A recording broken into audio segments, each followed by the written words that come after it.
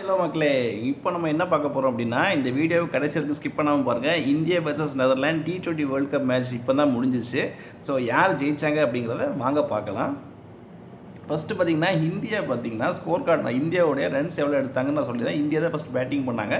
So India எவ்வளோ runs எடுத்தாங்க அப்படின்னு பார்த்தீங்கன்னா 193க்கு 6 விக்கெட் 193க்கு 6 விக்கெட் இழந்திருந்தாங்க. ஸோ பார்த்தீங்கன்னா அபிஷேக் சர்மா வந்து பார்த்திங்கன்னா 3 பாலுக்கு 0 அவுட் ஆகிட்டார். ஸோ இஷன் கிஷன் 7 பாலுக்கு 18 ரன்கள், 2 4 ஒரு 6 அடிச்சிருந்தார். அவர் வந்து திலக் வர்மா வந்து 27 பாலுக்கு 31 ரன்கள், 3 4 ஒரு 6 அடிச்சிருந்தார். அப்புறம் சூரியகுமார் யாதவ் 28 பாலுக்கு 34 ரன்கள், 2 4 ஒரு 6 அடிச்சிருந்தார்.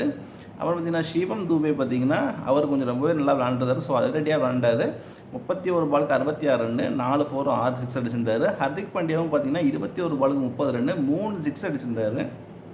சரிங்களா? இப்போ ரிங்கு சிங் பார்த்திங்கன்னா 3 பால் பிடிச்சி 6 ரன். அவர் இந்த 6 ரன் பார்த்திங்கன்னா ஒரு 6. சரிங்களா? இந்த 6 ரன் வந்தது பார்த்திங்கன்னா ஒரு 6 அடிச்சு தான் கொண்டு வந்தார்.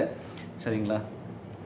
ஸோ பார்த்திங்கன்னா 20 ஓவர் முடிவில் இந்தியா 193க்கு 6 விக்கெட்டுகள் இழந்திருந்தாங்க. ஸோ 194 ரன்கள் எடுத்தால் வெற்றி என்ற இலக்குடன் நெதர்லாண்டு வந்து ஆட ஆரம்பித்தாங்க. சரிங்களா? வாங்க நெதர்லாண்டோடைய ஸ்கோர் கார்டு பார்க்கலாம். யார் ஜெயிச்சாங்கிறத இப்போ நான் கடைசியில் சொல்கிறேன். ஸ்கோர் கார்டு பார்த்துடலாம். நெதர்லாண்ட்ஸில் பார்த்திங்கன்னா லெவிட் பார்த்திங்கன்னா 23 பாலில் 24 ரன்னு, 4 4 அடிச்சிருந்தார், அவுட் ஆகிட்டார். அப்புறம் பார்த்திங்கன்னா ஓடோடு 18 பாலுக்கு 20 ரன்னு, 2 4 ஒரு 6, ஒரு அவுட்டு. அவர் பார்த்திங்கன்னா டி லீட் 23 பாலுக்கு 33 ரன்னு, 3 4 ஒரு 6, அவரும் அவுட் ஆகிட்டார். அடுத்தது பார்த்திங்கன்னா ஆக்கர்மேன் 15 பாலுக்கு 23 ரன் அடிச்சிருந்தார், ஒரு 4 2 6, அவரும் அவுட்டு. டி லீட் அவரும் அவுட் ஆகிட்டார். அவர் பார்த்திங்கன்னா டட்டு பார்த்திங்கன்னா கோல்டன் டக்கு முதல் பாலே 0 அவுட் ஆகிட்டார். எட்வர்ட்ஸ் கேப்டன் விக்கெட் கீப்பர் பார்த்திங்கன்னா அவர் தான் கேப்டன் ப்ளஸ் அவர் தான் விக்கெட் கீப்பர். அவர் பார்த்திங்கன்னா 15 பாலுக்கு 10 பாலுக்கு 15 ரன் அடிச்சிருந்தார், 2 4 அடிச்சிருந்தார். சரிங்களா? அப்புறம் லயன் கேஷட் பார்த்திங்கன்னா 16 பாலுக்கு 26 ரன்னு, ஒரு 4 ஒரு 6. அப்புறம் பார்த்திங்கன்னா க்ரோஸ் பார்த்திங்கன்னா 12 பாலுக்கு 25 ரன்னு, அதில் பார்த்திங்கன்னா 5 4 அடிச்சிருக்கிறாரு. அவர் நாட் அவுட்டு. அவர் வந்து க்ரீஸில் லாஸ்ட் வரைக்கும் அவர் க்ரீஸில் நின்னார். இது போக யார் நின்னார் பார்த்திங்கன்னா வேன் பீக். அவர் பார்த்திங்கன்னா 2 பாலுக்கு 4 ரன்னு, ஒரு 4. ஸோ அவரும் கடைசியாக க்ரீஸில் நின்னார். ஸோ பார்த்திங்கன்னா க்ரோஸும் வேன் பீக் இவங்க 2 பேரும் தான் பார்த்திங்கன்னா லாஸ்ட்டாக க்ரீஸில் நின்னாங்க. இல்லை க்ரோஸ் 25 ரன்னும் வேன் பீக் 4 ரன்னும் அடிச்சிருந்தாங்க. சரிங்களா? ஸோ இந்தியாவில் பார்த்திங்கன்னா பவுலிங் பார்க்கலாம். இந்தியாவில் யார் பவுலிங் நல்லா போட்டிருக்காங்க அப்படிங்கிறத பார்க்கலாம். ஹர்ஷ்தீப் சிங் பார்த்திங்கன்னா 3 ஓவர் போட்டு 22 ரன் கொடுத்துருக்குறாரு. ஓகே, ஒரு டீசெண்டான பவுலிங் தான். ஜாஸ்பிரிட் பும்ரா பார்த்திங்கன்னா சூப்பராக பவுலிங் போட்டிருக்காரு. 3 ஓவர் போட்டு 17 ரன் தான் கொடுத்துருக்குறாரு, ஒரு விக்கெட்டும் எடுத்துருக்கிறாரு. வாஷிங்டன் சுந்தர் பார்த்திங்கன்னா 4 ஓவர் போட்டு 36 ரன் கொடுத்துருக்குறாரு, அவர் எந்த விக்கெட்டும் எடுக்கலை. சரிங்களா? வருண் சக்கரவர்த்தி பார்த்திங்கன்னா அவர் வந்து 3 ஓவர் போட்டிருக்கிறாரு. 3 ஓவர் போட்டு 14 ரன் கொடுத்துருக்காரு. சரிங்களா?